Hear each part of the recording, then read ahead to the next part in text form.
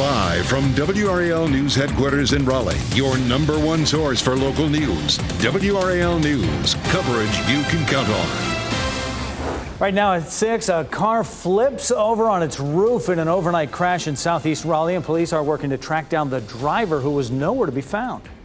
And when you step outside, you might notice we're getting a small break in our humidity today. I'll show you when it's going to go right back up. After weeks of climbing, gas prices are beginning to level off. What experts are saying about how long this trend will last and why the cost at some stations is still going up. And the record-setting Mega Millions jackpot has a winner, where the lucky ticket was sold and the big prize someone here in North Carolina can claim after last night's drawing. All the numbers lining up, and it was certainly record-setting, and we'll reveal the details straight ahead. I'm Jeff Hogan. Good to have you with us.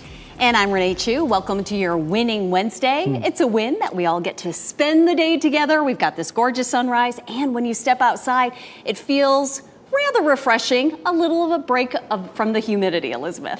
The dew point dropped down to 65, and on our monkey meter, that puts us at nice. Now, it's probably just a subtle change as you walk out the door, but it shouldn't feel like a wet blanket's been thrown over your head when you walk out this morning. We have mainly clear skies, as you can see here in downtown Raleigh. 70 degrees is our temperature, so it's definitely warm. We've had some 60s, though, on our map this morning. It's 69 in Southern Pines, 63 in Roxborough, 64 in South Hill, again, 70 in the Triangle, 75, though, in Fayetteville, 74 in Clinton. So it kind of depends on where you are. We take a look at our hour-by-hour forecast. We're looking at mid-80s by lunchtime. We'll climb into the low 90s this afternoon, like we've seen for the last several days. But today does stay dry, and our humidity should stay on the lower side. For tomorrow, we have a level 2 risk for severe storms. It looks like these storms could arrive as early as lunchtime. I'm going to walk you through the timeline coming up. Brian? Elizabeth, I just checked with Wake County 911, and they still have crews on the scene out at Glenwood Avenue at Leadmine Road. Had a report of a crash with injuries there this morning, about an hour ago.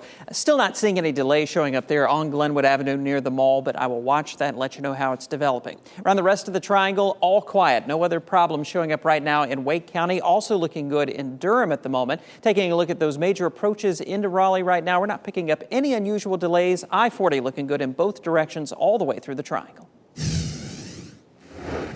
I'm Michael Grayson, the WRAL breaking news tracker in southeast Raleigh, where police are searching for a driver following a crash. It happened just after 3 a.m. on the 3300 block of Mackinac Island Lane. You can see one car overturned, some extensive damage there. Another parked car lost its back bumper, and police say the driver was not on scene when they arrived. No injuries were reported, but again, we'll be following up with the Raleigh Watch Commander to get more information about this ongoing investigation.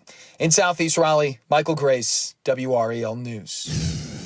Breaking this morning, the biggest Mega Millions jackpot in the game's history has a winner. A ticket sold in Neptune Beach, Florida, matched all 5 numbers and the mega ball to win the $1.58 billion jackpot. There's also a big winner here in North Carolina as well. One ticket matched all 5 white balls and played the megaplier, so it is worth $2 million.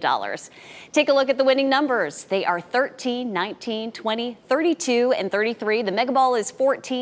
And the megaplier is 2. The jackpot now starts over at $20 million, and the next drawing is Friday. And here in the WRAL Live Center, Renee, we're getting our first look at the Publix supermarket in Neptune Beach, Florida. It's going to be a very popular place. This is one of the reporters there in Jacksonville, Florida, because Neptune Beach is just east of Jacksonville, Florida, and the reporter is getting ready for his live shot. But that's the Publix right there that where that winning ticket was sold. Here's something else we found out about playing the lottery in Florida. If you win more than $250,000 in Florida, you can remain anonymous for 90 days after that prize is claimed. Now, after those 90 days, your name and only your name would be made public. But again, this reporter is getting ready for his live shot. This store doesn't open until 7 o'clock, and I've been watching the store employees show up in the last hour, and they look very startled, like we're bracing for something big today. So Neptune Beach is a huge and popular tourist attraction, so it stands to reason that this could be an out-of-towner or it could be a local resident. Who knows? Either way, going to lay low until they get their money straight. Thanks, Ken. 2 men are facing murder charges in the shooting death of a 30-year-old on Peyton Street in Raleigh. Officers arrested Jorge Arroyo Zabaleta and Kennedy Basaves Gonzalez last night. Police say they shot and killed Francisco Camacho Lopez. The shooting happened around 4:15 Sunday morning on Peyton Street, and investigators have not said what led to the killings. 2 people had to be rescued when a home caught fire in Harnett County. It happened last night on Victoria Hills Drive. We're told the home is a total loss. At least 2 people needed medical attention. Fire crews have not said what started the fire. A highway patrol chase with a motorcycle ended in a crash in Sampson County. It happened last night around 8:30. We're told the chase started on U.S. Highway 13 near Holleran Road and ended on Roanoke Road. The motorcycle lost control, ended up in a ditch on the side of the road. We are working to learn what caused that chase to start and what injuries the driver may have. Family and friends are not giving up their search for Alicia Watts more than 3 weeks after she vanished. They traveled to Anson County yesterday to spread flyers and try to learn more about her disappearance. Anson County is where Watts' SUV was found on July 18th, 2 days after she was last seen. Her boyfriend, James Dunmore, was found unresponsive inside the car at a DMV where the group gathered for a prayer vigil yesterday. Detectives have said very little about where Dunmore has been since. James Dunmore, Alex, Nunu, Tutu, whatever name he got, is still out. Because to me, if we find Dunmore, we'll find Alicia. He's gonna talk. Authorities are calling Dunmore a person of interest. Watts' family and friends are working to organize another vigil. We may have seen the peak of summer gas prices. We've been telling you about these big overnight spikes at the pump in recent weeks, but relief may be here. WRAL's Kelsey Coffey joins us this morning with where you can expect the price to go in the weeks to come. Kelsey, good morning. Good morning. Those overnight price jumps that we've been telling you about for the past couple of weeks are starting to turn around. New numbers released from AAA just a few hours ago show that the average price of gas here in North Carolina is about $3.60 a gallon. So that price is staying about the same. It's 1 cent lower than yesterday, equal to 1 week ago. It's also much lower than the national average, which is at $3.83 this morning, 1 cent up from yesterday, 3 cents up from 1 week ago. Oil prices have risen for 6 weeks straight. Extreme heat was impacting refineries in places like Texas and Louisiana.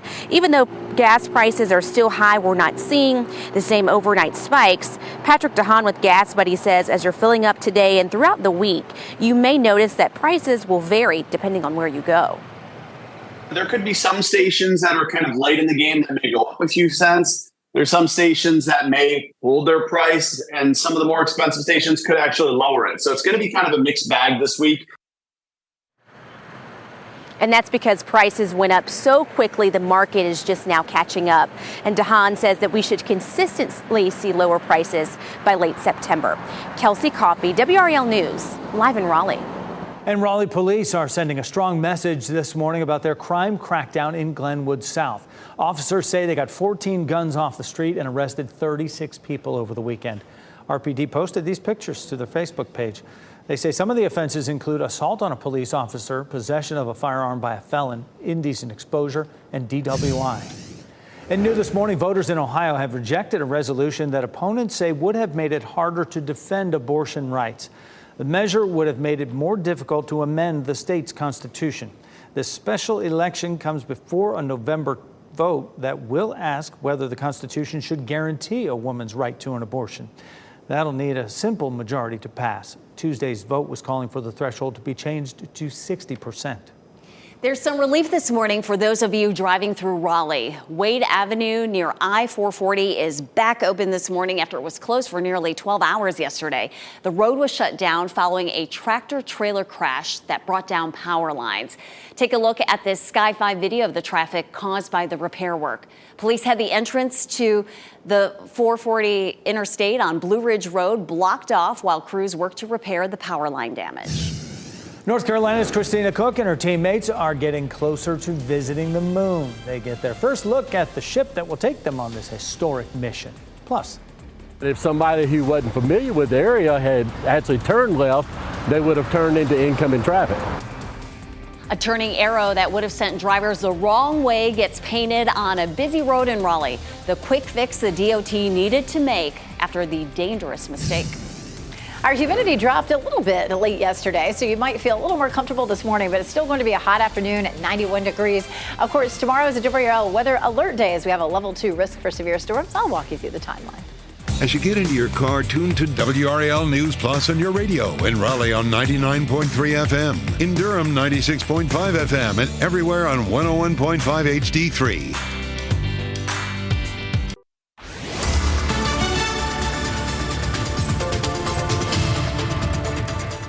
6:11, we take a live look at Clinton. A little bit of cloud cover out here this morning, but for the most part, today will be bright and sunny. We'll see some cloud cover on and off. It will be a nice dry day. We've had the humidity drop just a touch this morning. It is still warm, temperatures ranging from the mid 60s to low 70s as you're heading out the door. But we've had, again, just a slight drop in how sticky it feels as you're heading out, walking the dog this morning. You may notice the difference, but temperatures will be about the same. It'll be just like it was yesterday for our high in the afternoon, looking at a high of 91. If you're walking the dog in the evening, say 6, 7 o'clock, temperatures will be in the upper 80s. Again, today stays dry, but tomorrow we have a level 2 risk for severe storms, and it is a WRAL weather alert day. I'm going to walk you through the timeline for the storms. Coming up, Brian.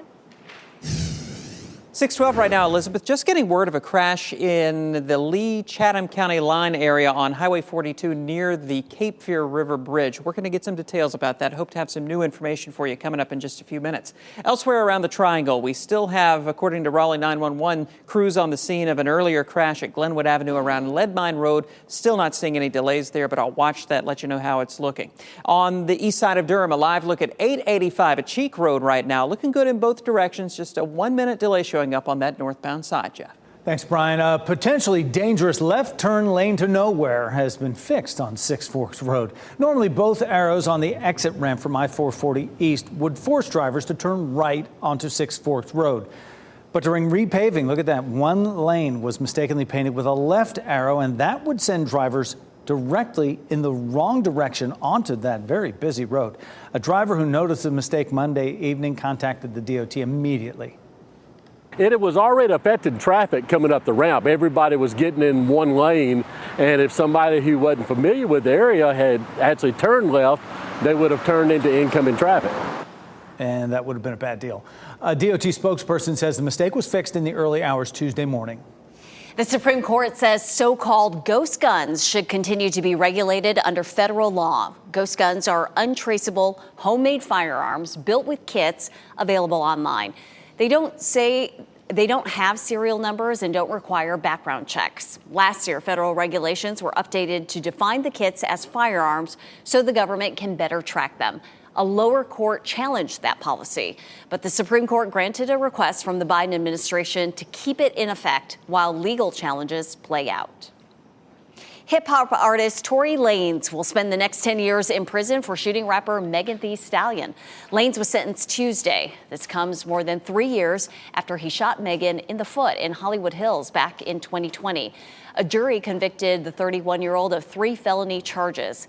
Megan says he shot her after an argument as she tried to get out of a car they'd been riding in together.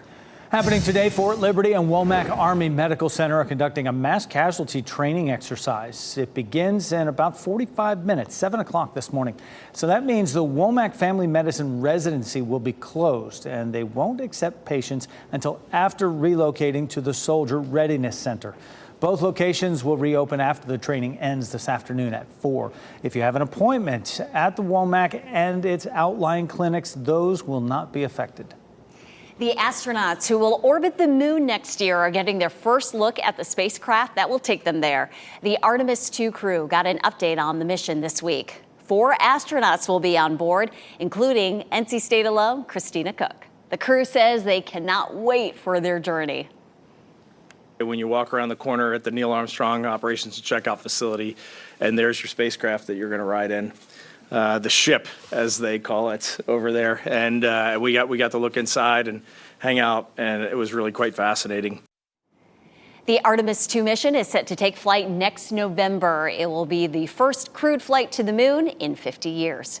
And this morning on Today, an exclusive look inside the next frontier of space travel. Meet the civilian crew of the Virgin Galactic ship that will soar to the edge of space just over 24 hours from now. Today airs at 7 right here on WRAL. All of the tens of thousands of power outages caused by Monday night's storms in the Triangle have been fixed. Duke Energy says it has new technology that helps bring the power back more quickly. New self-healing systems automatically recognize where lines are damaged and reroute power around those areas to minimize outage times. A lot like the GPS in your car that says, hey, there's an accident ahead, take a different road and I can get you back on your way. The same thing is being done here with the grid. Yeah, so the technology is already making a difference. The company says damaged lines still need to be fixed the old-fashioned way before power can be fully restored, but it gets around the trouble spots quicker, and we're noticing that. Elizabeth Gardner's in the WRAL Severe Weather Center. Now, Monday seems a long way off after the next couple of nice days that we had. Yeah, yesterday, today are both going to be nice, but tomorrow is a WRAL weather alert day. We have a level 2 risk for severe storms, and that's going to be our focus now that we'll be talking about. This low pressure system here is producing some severe storms across Oklahoma. There's a severe thunderstorm watch that was just canceled, but overnight there were some severe thunderstorm warnings in that watch area. So this low will ride along our stationary front and arrive here tomorrow. The big question is, what time will it arrive? And there are different solutions from the computer models. 24 hours out, we like for things, to look nice and neat, but it's not always the case. So what could happen is that we see that cluster of thunderstorms developing in Tennessee, redeveloping across Tennessee, and overnight just plowing into North Carolina and bringing us a chance of some showers and thunderstorms early. Or that could fizzle out over the mountains, and we'd have a better chance of afternoon and evening thunderstorms. So we're watching for those two scenarios. As it moves eastward, it's likely to spawn a level 3 risk for severe storms there across parts of the Mississippi Valley. But again, it's a level 2 risk for us tomorrow, which of course makes that a WRAL weather alert day. And the difference between a level 3 that we saw on Monday with, of course, tens of thousands of power outages and lots and lots of trees down is we would see fewer of those. So with a level 1 risk, we might see a handful of wind damage reports. With a level 2 risk, we might end up seeing, 10, 15. I hate to put a number on it, but just to sort of explain the difference. And then, of course, on Monday, we had dozens and dozens of reports of severe weather. Here's a look at Futurecast for us for tomorrow. It's possible, again, that we see a few scattered showers in the morning, depending on what happens with those storms in Tennessee. This version of Futurecast wants to bring the thunderstorms in right around 11 o'clock lunchtime and move those out by 2 or 3 o'clock in the afternoon. There could be some redevelopment. This version of Futurecast doesn't show a whole lot of that, but that's not out of the question. How much rainfall? Well, it's a fast-moving system, so we may only see an average of a quarter to a half an inch of rain out of it, so you may still need to keep watering. It's a 60% chance for us Thursday, a 20% chance Friday, a 40% chance, again, on Sunday of some scattered storms. We take a look across our area this morning. Skies are mostly clear of a pretty start here, and we'll see a warm afternoon. Our humidity has dropped slightly. It's not a big change.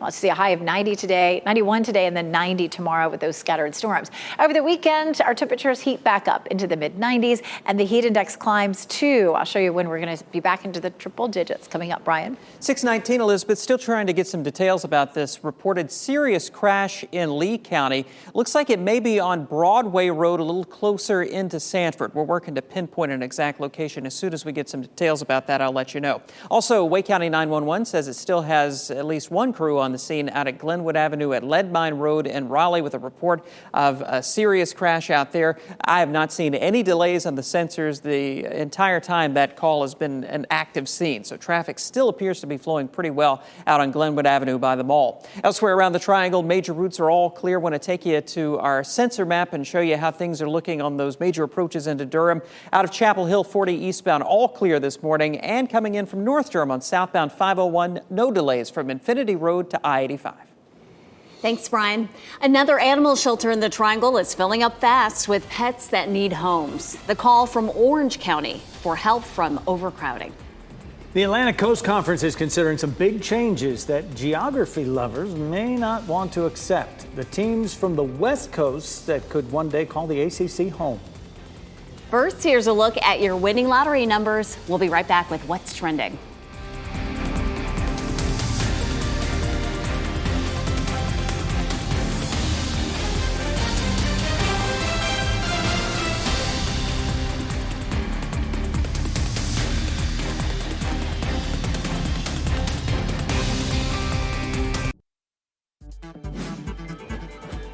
This What's Trending report, sponsored by Rug & Home. While many of you were hoping to win the Mega Millions, millions of Taylor Swift fans were hoping to win a different kind of lottery. Brian Schrader here now with what's trending on a Wednesday, Brian. And for some of these Swifties, the stakes are just as high. They were frantically refreshing their email at 7 o'clock last night to see if they got a code to buy tickets to her shows next year. Now, many did not get their names drawn, and they ended up on the wait list, and they were lamenting their bad luck. I saw Brett Neese posted that he got waitlisted. So that code allows you access to the pre-sale on Friday. And then if they don't sell all the tickets then they go to the wait list, which basically means if you're on the wait list, you have no chance. But we know how the initial sales for her tour went the first time around with Ticketmaster. We'll see how this goes. You have the right to wait. You know, if Brett Neese gets waitlisted, it must be a Nobody has a serious, chance. It's serious rigged. issue. Listen, I think I speak on behalf of many people that when you're invited to a wedding, you just want to go to the reception. Well, look, this is perfect. Busch Light is going to put on a pit stop wedding during October's NASCAR race in Las Vegas. The whole thing is going to happen during a pit stop, and it's going to take less than 15 seconds. The company is going to pick the lucky couple through a social media contest. 15 seconds. Perfect. Get to your business quickly. Is anybody surprised that this is happening in Vegas? Right? I mean, that's the capital, the world capital of quick weddings. So love happens fast sometimes. No need to wait around. Just get to the reception, Brian. Right. Wedding can be a pit stop, but marriage is for the long haul. All right, Brian, thanks. The nominees are out for MTV's Video Music Awards, and no surprise, Taylor Swift leads the way. She has 8 nominations, including for Video of the Year, an award she's won 3 times before. R&B singer Za has 6 nominations, and other stars, including Doja Cat, Miley Cyrus, Nicki Minaj, and Olivia Rodrigo, has 5 nominations each. The award show will air September 12th on MTV. The ACC may soon cover far more ground than just the Atlantic coast. Reports indicate the conference is considering adding Stanford and Cal, 2 of the few remaining Pac-12 teams. The Big Ten and Big 12 both claimed several teams from the Pac-12 last week. The ACC is reportedly considering adding Texas school SMU from the American Athletic Conference as well.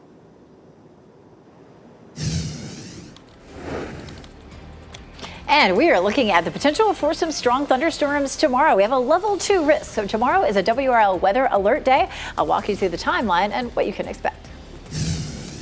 And we could be seeing some relief from high prices at the pump. We'll take you out there for a live look with WRAL's Kelsey Coffey joining us after the break with why experts say the sharp increases are slowing down. That Mega Millions billion-dollar jackpot we've been watching grow for months finally has a winner, where the lucky ticket was sold as the grand prize resets once again.